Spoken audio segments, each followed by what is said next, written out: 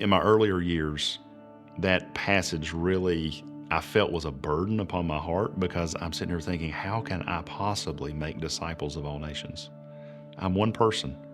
And as I grew and matured and just began to read God's Word more, I realized that making disciples of all nations is not my job singularly, but it's actually a long, slow process of making disciples individually.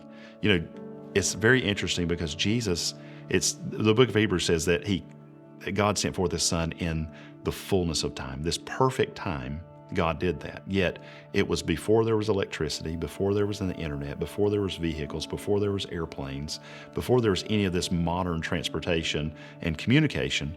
He sent forth His Son at that time to win the world. And we need to realize that winning the world starts in our home.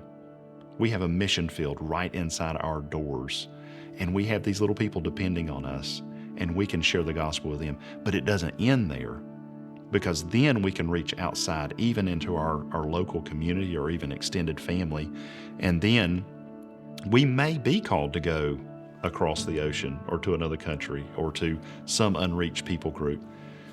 Most likely, the vast majority of us, no, we won't. We'll be called, as they say, to hold the rope as others go down into the well.